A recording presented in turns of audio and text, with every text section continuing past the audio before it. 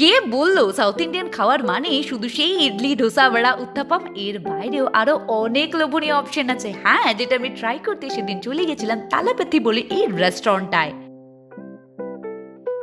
যেটা আছে কসবাতে, যার বয়স মাত্র 4 মাস। এখানে পাওয়া যায় নানান ধরনের ননভেজ সাউথ ইন্ডিয়ান ডিশ। কি ভীষণ কিউরিয়াস না তোমরা? আমিও এই কিউরিয়াসিটি থেকেই ওই রেস্টুরেন্টে চলে গেছিলাম।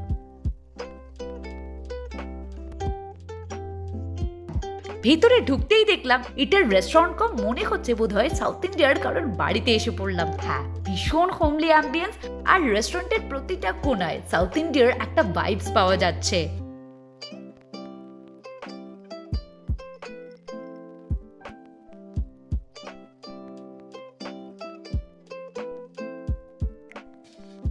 তারপর মেনু কার্ডটা চেক করে দেখলাম হ্যাঁ, আমাদের জানাশোনা সাউথ ইন্ডিয়ান খাবার বলতে যা বুঝি সেই সিলেবাসের থেকে বাইরে। কি ট্রাই করা যায় বুঝতে পারছিলাম না, তাই ওনাদেরকে জিজ্ঞেস করতে ওনারা আমাকে বললেন চিকেন চেটিনাট বা চেটিনাট চিকেন, এটা আপনি ট্রাই করে দেখতে পারেন। ব্যাস, অর্ডার করে ফেললাম চিকেন চেটিনাট, তার সাথে 2টো পরাঠা, আর সবার শেষে মিষ্টি মুখ করার জন্য নিয়ে নিলাম রাভা কেসারি। কিছুক্ষণের মধ্যে চলে এলো মশালা বড়া, চিকেন চেটিনাট, তার সাথে 2টো পরাঠা, আর ওই যে বললাম রাভা কেসারি।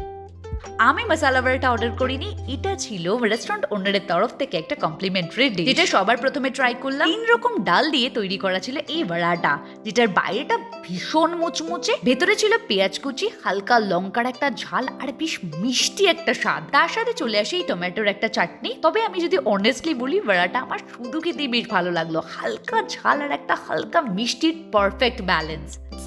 তারপরেই ট্রাই করে ফেললাম যেটা আমি ট্রাই করার জন্য ভীষণ কিউরিয়াস ছিলাম, ওই যে বললাম চিকেন চেটিনাট বা চেটিনাট চিকেন, যেটা তামিলনাড়ুর একটা অথেন্টিক ডিশ, যার দাম নিয়েছিল 420। এর মধ্যে থাকে 4 পিস চিকেন, আর এটার সাথেই আসে 2টো পরাঠা। এটার কোনো হাফ পোর্শন হয় না, তো নিতে হলে ফুল পোর্শনই নিতে হবে। পরাঠাটা হালকা চিভি ছিল, যেটা আমার কিন্তু বেশ ভালো লাগলো, আর চিকেনটা ভালো মতো সফট ছিল।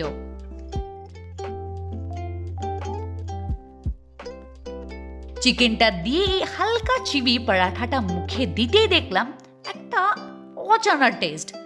মানে আমরা যেরকম রেগুলার চিকেন খাই তার থেকে একদমই আলাদা। বুঝতে পারলাম না এটা কিসের স্বাদ। তাই রেস্টুরেন্ট ওনারকে জিজ্ঞেস করতে উনি বললো যেসব মশলা আমরা রেগুলার চিকেনে ইউজ করি সেগুলো তো থাকেই, তার সাথে ওনারা ইউজ করে কালপাসি। হ্যাঁ, এটা হচ্ছে একটা স্টোন ফ্লাওয়ার, যেটা চিকেন মশলার সাথে একসাথে ওনারা এই চিকেন প্রিপারেশন করতে ইউজ করে, যেটার ফ্লেভারটা এই চিকেনের স্বাদটাকে একদম পাল্টে দিয়েছে। তবে একদম অজানা স্বাদ হলেও আমার মন্দ লাগলো না, ভালোই লাগলো। আর শেষ করলাম এই রাভা কেসারিটা দিয়ে।